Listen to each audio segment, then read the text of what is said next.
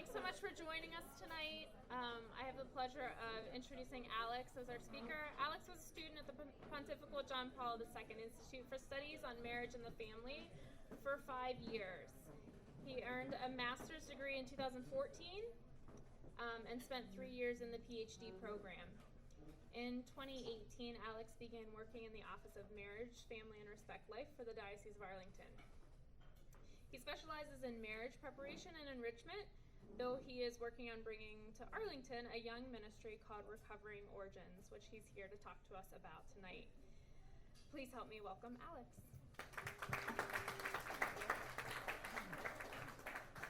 Thank you, Jen, and thank you. Can you turn that down a little bit now? Welcome to Theology on Tap. Thank you for coming out. My name, as Jen said, my name is Alex Wolfe. I work in the Office of Marriage, Family, and Respect Life. Most of what I do is event coordination, group coordination for marriage preparation, but also marriage enrichment.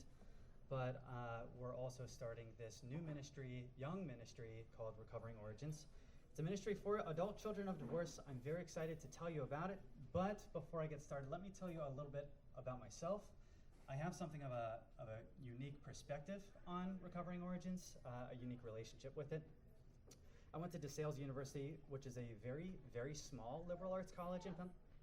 Did you go there? No, but I love it. Oh, yeah, no. Well, I went there. Thank you. I went there. I loved it. It is, for the rest of you, it is a brick building in a cornfield. It is very small, but I went to visit it and I said, oh my gosh, I have to be here. But being so small, there's about 4 majors to choose from. One of them is theology. The others are nursing, business, and performing arts. So I was undeclared when I first moved in there.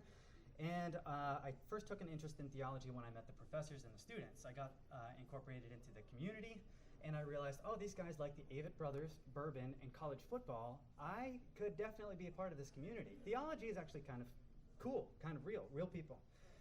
So I started studying theology, graduated from DeSales in theology in 2011. Then I moved to DC to go to the John Paul II Institute, a theological graduate school. I loved my time there. As Jen said, I spent 5 years there, and it was a total gift. Now I work at the diocese, and with Recovering Origins, let me tell you, a lot of things are starting to come full circle for me, not just at a professional level, but at a more personal level. As I said, I'm from Pennsylvania, and I'm the oldest of 6 children, but my parents got divorced when I was in college, when I was at DeSales.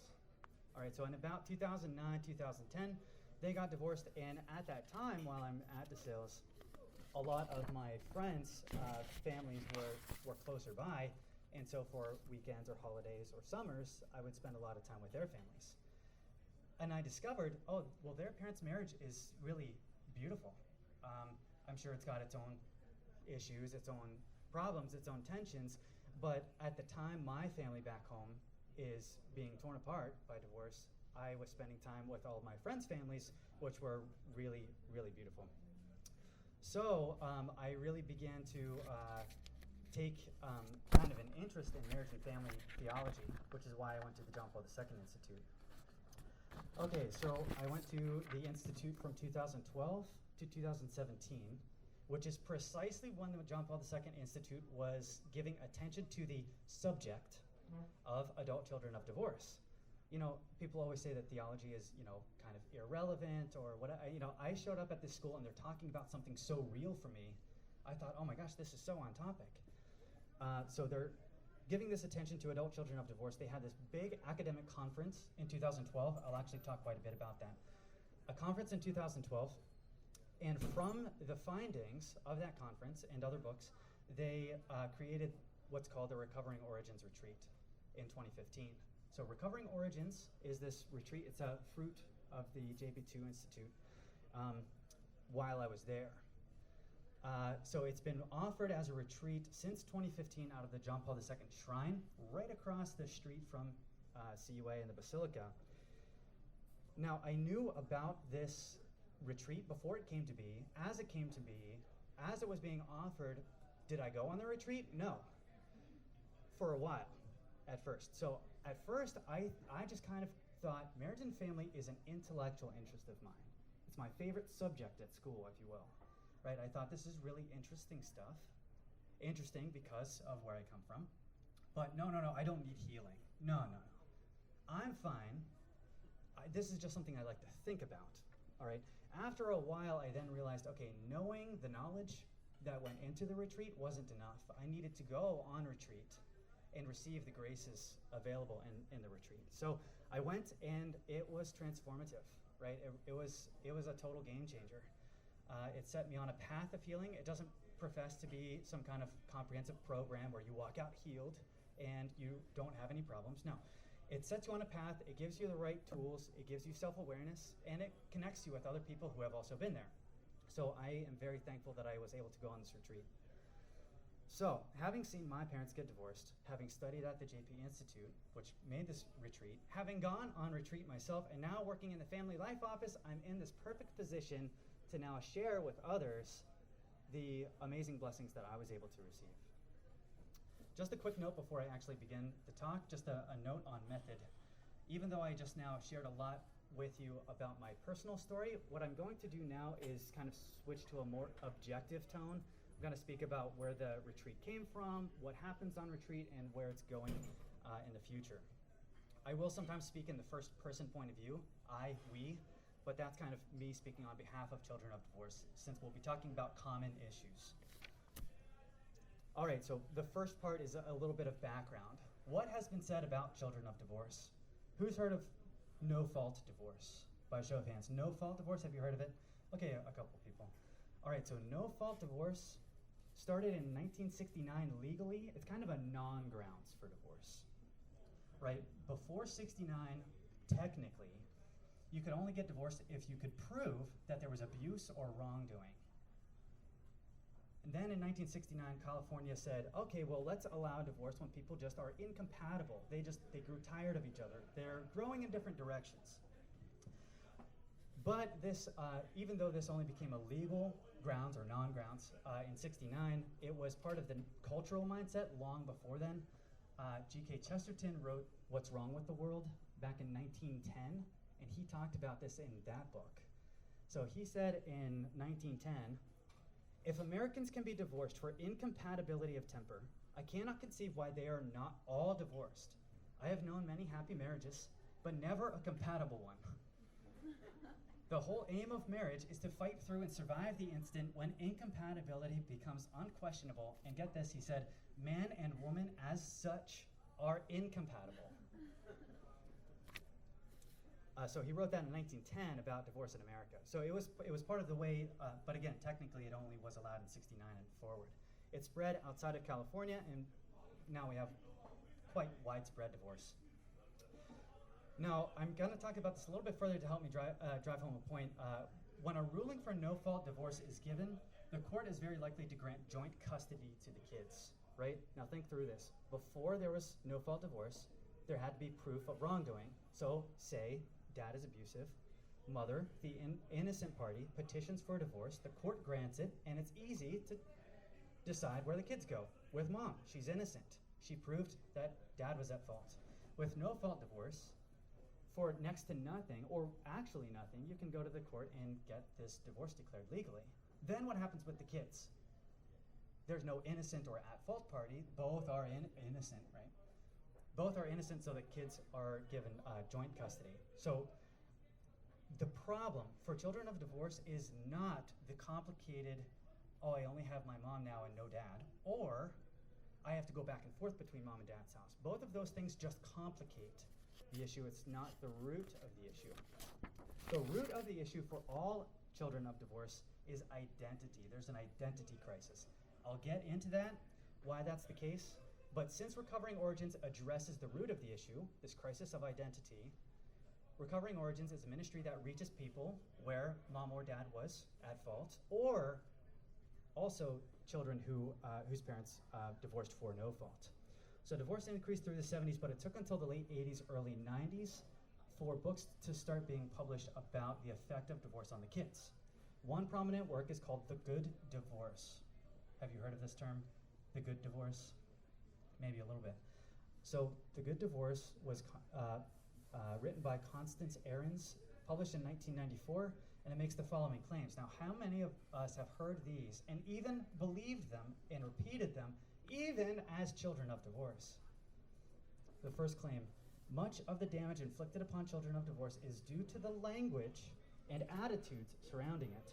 We should not speak of broken homes, but bi-nuclear homes. Yeah. It's not a divorce that causes problems, but parents fighting in front of the kids. Kids need happy parents.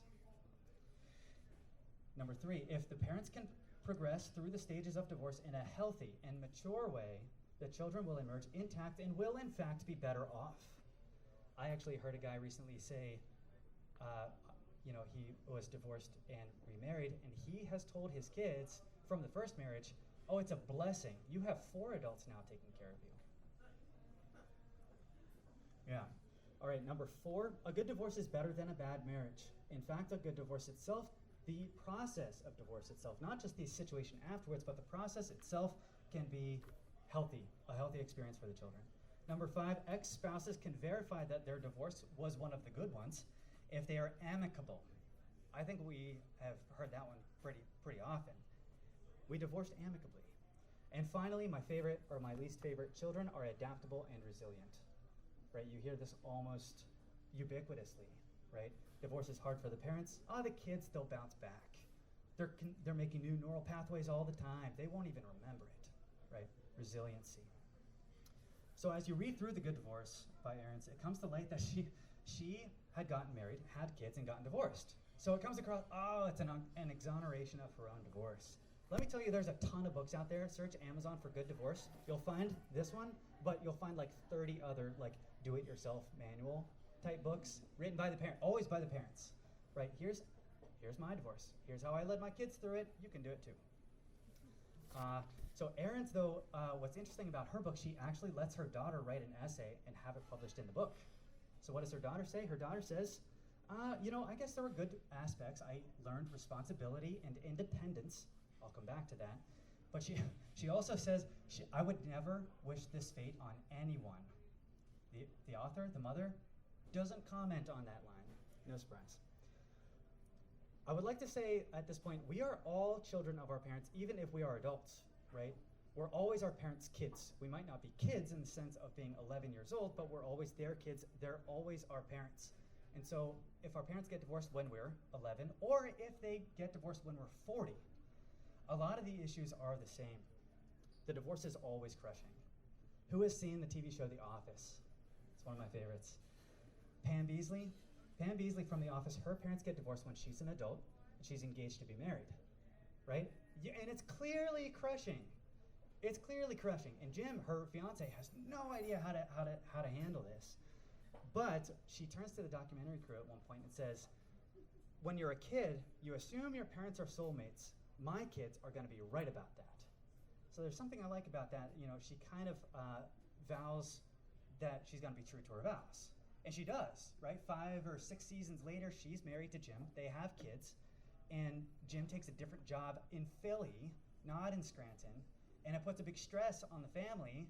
And he's about to give up fighting. She says, no, I know what it's like for the kids. We're going to stay together. We have to keep fighting. We're not going to give up. So it saves their marriage, but perhaps there is, in a sense, resiliency. Maybe Pam was resilient in terms of outward success. She stayed married. But on the inside, she probably has this great struggle. And that's what Recovering Origins is about. Recovering Origins can help you whether your parents got divorced when you were a kid or when you were older. Divorce is not like unclicking Lego pieces apart, which are more or less indifferent to each other. It's more like cutting a living organism right down the middle, right? Both halves are hurt, but really the whole thing is dying. Seeing one's parents fight is hard, absolutely. Divorce is worse, right? Whereas fighting is kind of like a living organism with a sickness, divorce is killing the thing. I want to present to you just a few images to depict this idea of kind of cutting right through and killing. The first is actually the background for the flyers that are out on the tables. If you look at that, that is Pablo Picasso's The Tragedy. Look at the parents. Okay, so you have the two parents facing each other, their eyes closed, they're kind of looking down, they're not open to each other, their arms are crossed. There's a big gap in between them. The child is off to the side. His eyes are open. He's looking at the gap, kind of at a loss. A common interpretation of this is, oh, well, there's a death in the family. The kid has no idea because he's just too young. Now, we're going to speak about more divorce as a kind of death. And so I actually do think this is about death, not of a family member, but of the love between mom and dad here. The second image, I mentioned this 2012 conference, and I'll talk more about it. The proceedings from that conference were published in a book called Torn Asunder. Here's the front of that book. It's a little girl holding a drawing of a family, mom, dad, and the kid in the middle. And the piece of paper is being torn down the middle. The tear goes in between mom and dad and right through the kid. It's dramatic. Okay, so the third image is actually a song. Maybe you've heard, it's called Wonderful by Everclear. Has anyone heard this song? You? Okay. All right, 3, that's more than I thought. 4, okay, a couple. So this song was popular in about the year 2000. I think it was on Now 5, if you remember those CDs. Yeah, it was a while ago. So Wonderful is written by this rock band, Everclear. They took their name after a hard liquor. So most of their songs are rock, but then the song that was most popular was this one told from the point of view of a child whose parents are getting divorced, right? And I think it was popular because a lot of people said, I can relate to that. Oh, this is kind of out of the blue, right? There's not a whole lot of songs written in this point of view. But anyways, I like that song because, well, in a certain way, I guess, towards the end, it's called Wonderful because the refrain is, please don't tell me everything is wonderful now, right? You tell me that it's going to be better this way, we're going to be better off after the divorce. Please stop saying it's wonderful, right? I don't believe in the good divorce. It's a myth. You can't convince the kid. And at the end, he kind of lets out this feral cry. It's really, it's really something. Give it another listen. Wonderful by Everclear. So it's taken a few generations for children of divorce to sift through those myths that have been so widespread. This was done with lots of struggle, but also a lot of research. There are a few books out there by children of divorce that clearly still exhibit a lot of pain, a lot of confusion, a lot of bad conclusions, but thankfully there have been a few good works. All right, so now I'm going to move into the second part where I'm going to talk about a few of these publications that have brought to light what are the common issues faced by adult children of divorce because of this experience. There's 2 books and then that 2012 conference. The first book is The Unexpected Legacy of Divorce by Judith Wallerstein. This book is a longitudinal 25-year study. Longitudinal means it followed several people, the same people, through a period of time. So it followed these people whose parents got divorced. It followed them through adolescence, adulthood, into adulthood. The study began in 71. It's 1971, right after no-fault divorce started to take effect. Right? So Judith Wallerstein very wisely realized, we're going to see widespread divorce and it's going to be terrible. I'm going to start writing a book that's in 30 years going to be monumental. And it was. All right, so she started interviewing these people. The study was conducted from 71 to 96. Book was published in 99. What are the results? Divorce, it turns out, has far-reaching effects for the children. I want to present to you 3 findings that Wallerstein made. The first is that children lose the chance to be children. Loss of childhood. What she means by that, do you remember Constance Aaron's daughter in that essay? She said, as a kid, I learned responsibility and independence. Turns out she wasn't the only one. Actually, this is faced by 99% of children of divorce. We, children of divorce, often have to take on a role in which we have to make major decisions. We can't just be a kid, like at holidays and at milestones. Right? Everything that's supposed to bring the family together, or vacation, right? Everything that's supposed to bring the family together now becomes this very complicated situation where we, the children of divorce, have to kind of navigate between 2 worlds. And that can be really hard sometimes. Think about Thanksgiving for an intact family. It's given where you're going to celebrate, who's going to be there, and what the kids are going to do. For a broken family, troubled family, riddled by divorce, the children, for example, might have to pick, do we have Thanksgiving at mom's house or dad's house? And how do I take care emotionally of the one that I don't pick? If I have Thanksgiving dinner at dad's house, how do I tell mom, who's now going to be alone on Thanksgiving without a husband and without her kids, how do I convince her that, hey, happy Thanksgiving, right? It becomes very hard. And that's put on the kids, right? So loss of childhood is the big first issue that she found. Second one, anxiety. Everyone struggles with anxiety at some point, but it's really bad for children of divorce. We had little idea that it was going to happen until we were told after all the plans had been made, right? It all was planned, coordinated outside our purview, and then all of a sudden we're being told, your father and I are getting a divorce, here's what's going to happen, right? So we, children of divorce, we were going about our routine, our lives kind of taken for granted, not in a bad way, but kind of founded upon the bedrock of our parents' marriage, our united household. We don't, start off thinking that our parents might leave each other. As Pam said, right, you just kind of assume your parents are soulmates. Right? You don't really think about it as a kid. It's not even on your radar. Then all of a sudden, it's gone, right? Suddenly they say, divorce is something that happens, and this is what we're deciding. The one thing that promised to be permanent in the child's life is now gone, it's now dead. Children are deeply affected by this. And we, the children of divorce, we begin to think that anything that fesses to be permanent could end. Anything that fesses to be permanent could end. And at the drop of a hat, everything you think is true and permanent could be wrong. Now, don't get me wrong, a lot of children of divorce end up getting married, having kids, staying faithful, and having really successful professional lives, right? We're only marginally worse off in terms of outward success. But inwardly, we live in fear. We think, if we're married, well, I know my wife says she loves me, but my mom said she loved dad until she didn't. One day that changed, right? What if my wife, who now says she loves me, will follow the same suit, right? Even if she promises over and over again, I know that promises can be broken, right? This is kind of so deeply ingrained for children of divorce.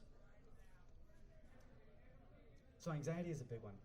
I also want to note that children of divorce have also reported that in hindsight they could kind of tell that it was coming, right? Even a hidden corpse reeks, right? You can't see it, but you can smell it, right? A lot of times when mom and dad start talking about divorce, the kid starts acting out at school or wherever, right? He doesn't even understand why. The parents don't even understand why, because they're like, did he overhear us? Was he standing outside the door when we were talking about it? No, the kids can kind of tell, looking in hindsight.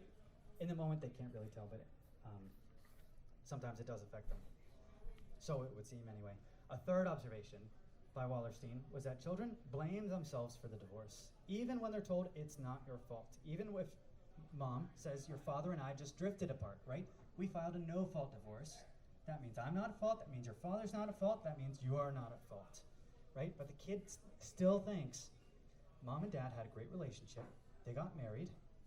They were happy. I came along, and now things are difficult, so much so that they're getting divorced, right? So the kid, no matter what you tell them, still kind of feels this.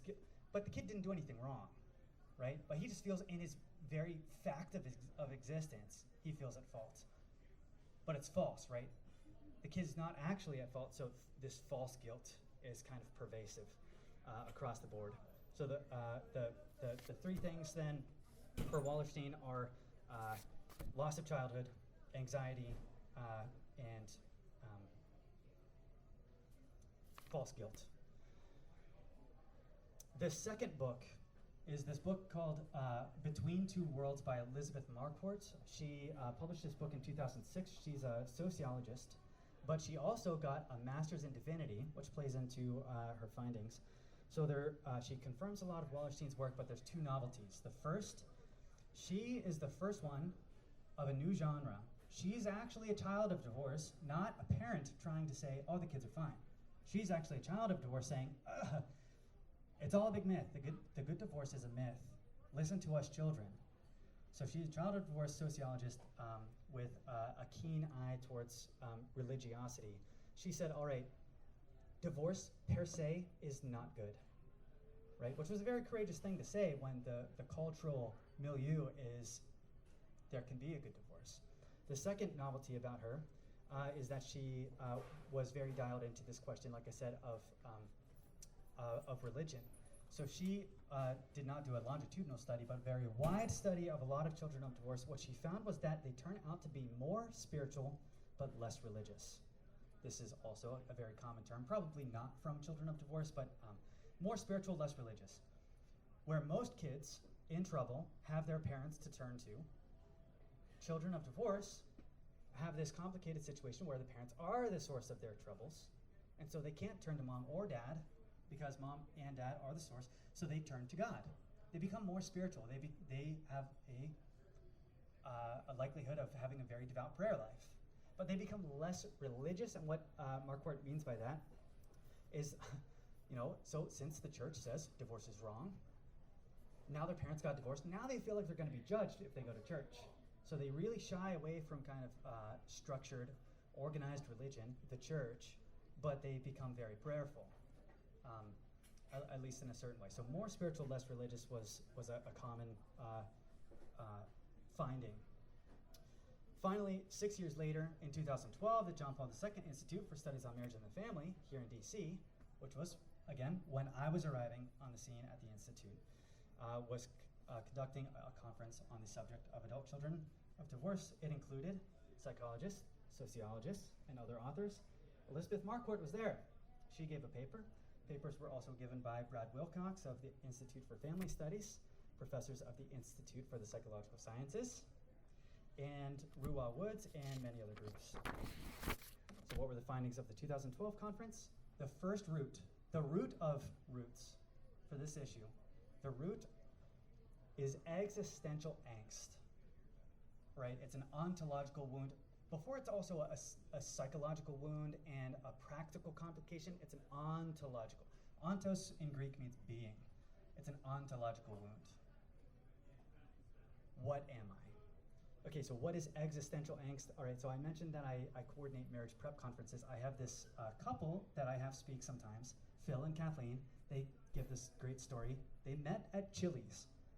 I don't know how you meet people at Chili's. Anyway, they met at Chili's. They started dating, fell in love, got married, had kids. Now those kids are growing up. They take those kids back to Chili's, and they say, "This is where your mother and I met. If it weren't for this Chili's, we would never have met, we would never have gotten married, and you wouldn't be." So the kids, when they would drive by it or go eat there, the kids would delight in the given fact of that Chili's existence. They would be like, "Oh, look, there it is. That's where it all started. Thank you, Chili's." One time they went to go eat there, and it had been torn down. Do you know what the kid's reaction was? "Oh, God. What's going to happen to it? Are we going to start to disappear?" Yeah, you saw this in Back to the Future as well. Marty McFly goes back to 1955.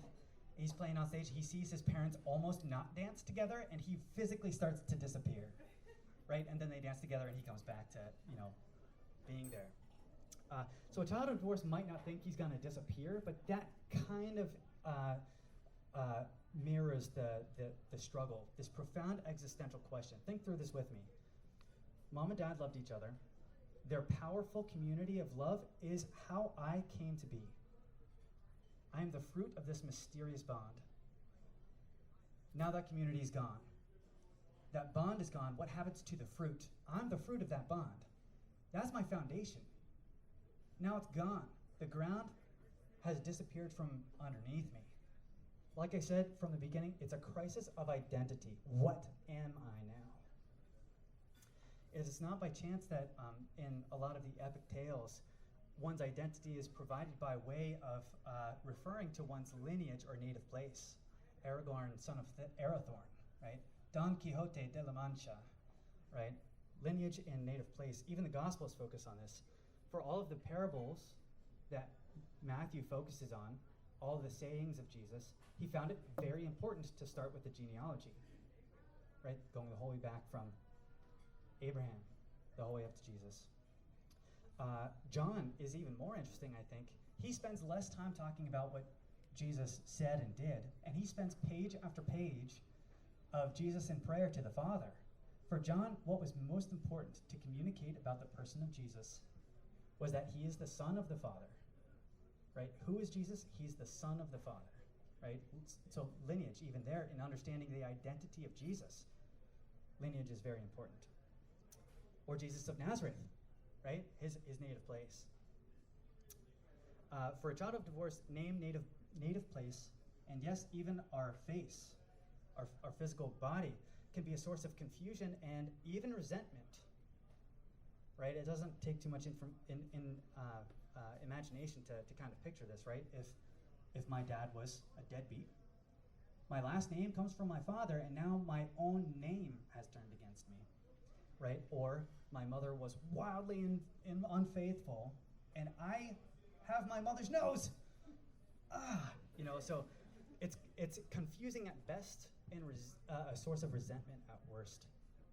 Children tend to love being told they look like their parents, or you're so humorous. You get that from your dad's side, right? They usually take delight in being so closely related with their family. It can be very difficult for children of divorce. So that was the big first finding from the 2012 conference, this existential angst or ontological wound.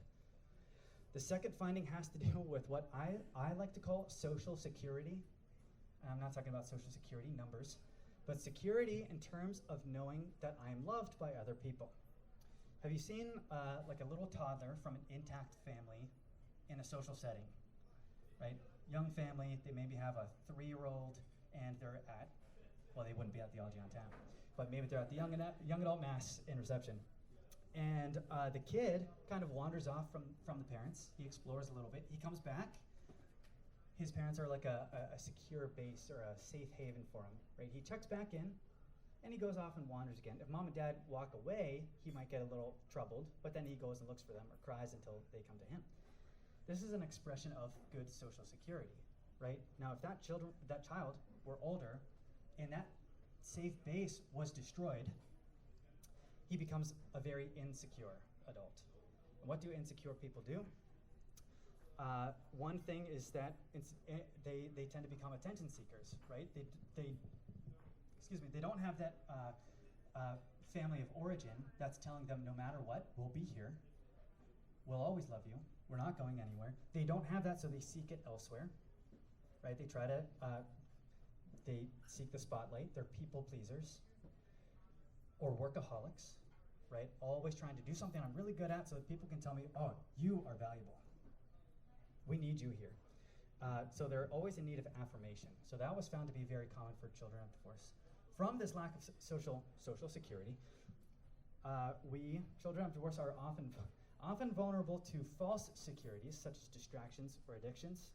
These then could be described or understood as symptoms of the underlying disease. So false securities would include things like alcoholism, gambling, lust, or even endless video games or screens, right? Anything that can kind of dissociate us from the too concrete reality, the pain of this situation. Finally, it was also brought to light that children of divorce really struggle in their own romantic relationships. When we begin dating, we often tend to form relationships with people who exhibit the same character flaws as our parents, the same flaws as our parents, in an unconscious attempt to recreate that situation and make it come out better this time. It usually doesn't work. But even if we are able to break free from that tendency, find someone who's good for us and someone who's willing to stick around, we may still tacitly believe that no good relationship can last, and so we are the ones who break off the relationship. Or we sabotage it. We really make the other person hate us. No, this is really bad stuff. It's very complicated. However, thanks to all the research, we know what the issues are. Now what do we do about it? What does Recovering Origins offer in light of the known issues? All right, so let's move into the third part. What happens on a Recovering Origins retreat? The simple answer, we identify ourselves as children of God. Recovering Origins seeks to help children of divorce find our origins, not in a broken home, but in the community of God. We are all, not just children of divorce, foremost and fundamentally children of God, though yes, also children of our parents. It kind of comes naturally for people from intact families and especially faithful families, but this has to be spelled out for us. So the Recovering Origins Retreat focuses on restoring this relationship in at least two ways. We look at Scripture, and we see how God can be our paradigm for fatherhood, right? We see things like, who among you would give his son a stone when he asked for a loaf of bread? If you then are wicked and you know how to give good gifts, how much more your heavenly Father? For children of divorce, sometimes unfortunately we have been given a stone instead of a loaf of bread. But through meditating on Scripture, we can see that the paradigm of fatherhood should be God, right? God, it's a problem if we try to think of God as a father in the paradigm of a problematic earthly father. So by meditating on Scripture, we can kind of flip that script. Another way in which the program reorients our theology and faith is by reflecting on God as a Trinity, right? God is not just our Father, but he's Father, Son, and Spirit. God is a communion of persons. Scripture says God is love, right? As a communion of persons, there's a sense in which God is a family. And I come from God, therefore I come from this beautiful family, not a broken one, right? So Recovering Origins focuses on the Our Father, and God is a communion of persons. On retreat, we spend a lot of time before the Blessed Sacrament and receiving the healing presence of Christ, because it's in Christ, who is the Son of the Father, that we become sons in the Son, or daughters. We also reflect on the meaning of mercy, which is not just forgiveness, because like I said, the children are not at fault. They have a sense of guilt, but mercy is not just forgiveness, it's God descending into the world and picking us up out of that mess, right? Entering our mess to find us and put us back on solid ground. The program also includes meditations on, say, the wedding at Cana. One problem, as I've already said, for children of divorce, we think our partner is going to leave us. Or if we're not married, we think, oh, I'm never going to get married, or maybe I shouldn't even try to get married because relationships don't last. And everyone gets hurt. Okay, but looking at wedding at Cana, if we entrust our marriage to Mary and Jesus, we're in good hands, right? It turns out all right.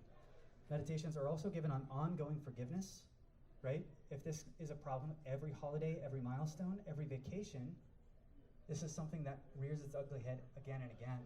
So living in a mode of forgiveness is a strong one.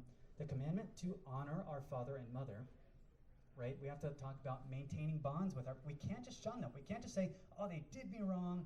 The best thing I can do is cut myself off from them. No. Their children's got to. And we're told to honor our parents. So even though it's now very complicated, we talk about that and figure out how to do that. We also talk about grief. This might come as a surprise, but think about it. We've been talking about divorce as a death, right? If Picasso's tragedy is about a death, I wonder, maybe it's the death of the bond, which is why the fruit of that bond is at such a loss. What happens when a family member, a loved one dies, right? There's a funeral, and we go to the funeral. Now, the funeral accomplishes a lot of things. First, it puts the body in the ground, but it also sets off a healthy grieving process, right? You can't live in denial if you literally watch the interment, right? You can't just kind of pretend that grandma did not pass away if you see her at the viewing and then you see her going to the ground, right? So it helps you grieve. But if your parents get divorced and you're told that it's a good divorce, that you don't need healing because it's not a wound in the first place, you're not going to ever grieve it, right? You're just going to kind of try to live in denial, even though it makes itself known over and over again. One author, a child of divorce, describes her experience of seeing her childhood home or her parents together in the same place. She describes it in terms of a sanctuary where the Blessed Sacrament has been removed. Have you ever had this experience of going into a chapel expecting the real presence to be there, but it's not? It's weird. Like Holy Saturday, or if you go onto a secular college campus, and there's a chapel that has services for all religions, it sometimes has the real presence, but sometimes it doesn't. Maybe you go in there hoping for adoration, but the real presence of Christ is not there at all. There's a sense of loss, right? Something that should be here, that should be alive, that should be present is not. Or maybe think of you're at the movie theater and for a moment you try to genuflect as you're going into the pew, right? Then you realize, oh, we're not in church, Jesus is not here. That's the feeling that she uses to describe seeing her parents after the divorce, Interesting. Okay, so Recovering Origins is a spiritual, like a healing retreat. It does incorporate this a psychological dimension. It's not a clinic, right? It's a spiritual retreat, not a psychological one, but it has that aspect. Because we can't solve our earthly complications by praying the right novena, right? That can help. That's a start. But there are real problems we face and real help available. So in Arlington, at the very least, Recovering Origins will always have a psychologist or a counselor. I mean, we are so blessed to have so many counselors in this area. Hopefully, we'll be able to incorporate more people from Divine Mercy on this kind of on this list. But anyway, so there will always be a counselor on the retreat team, at least to give a few talks. And then after the retreat, if people are looking for more counseling, we can hook them up with counselors. So Recovering Origins has this theological component, a psychological component, and I would say it also has a social aspect. This, I think, is the crown jewel of the ministry. Do you remember how I said that one thing that was a problem for children of divorce across the board was this social insecurity, and that we look for it in all the wrong places, right? People pleasing or distractions, dissociations. Where's the right place? A community of faith and support.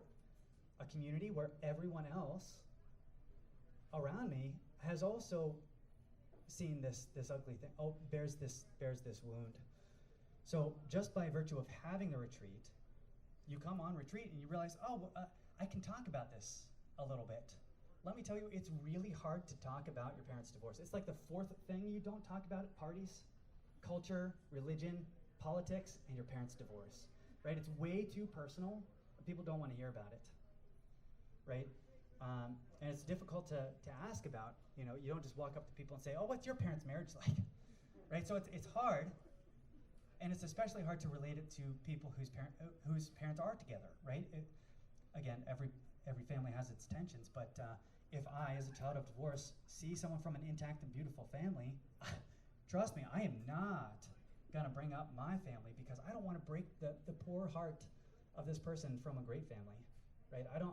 I would hurt them if I started talking about my family. It's so bad.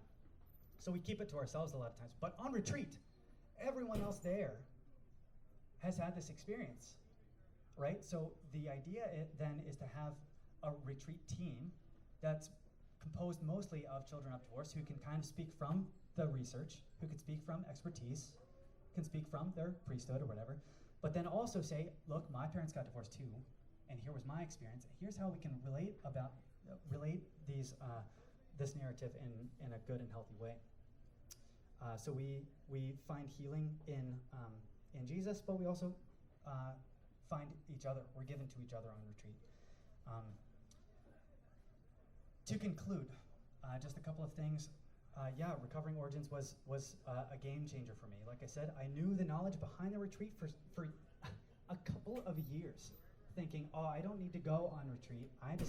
Knowing the stuff is enough. Going on retreat, I was able to reach a greater depth of self-understanding, for one thing. I was able to discuss what I learned on retreat with my spiritual director afterwards. My faith increased. And speaking of support, I also had this great experience. It was actually a friend of mine. Someone I knew before going on Recovering Origins retreat was also going on that retreat. So I knew this person in a different context. We were just friends. We went on retreat, and I said, I didn't know you had this background. She said, oh my God, I didn't know you had this background. So we both went through the retreat, and since then, our friendship has really deepened.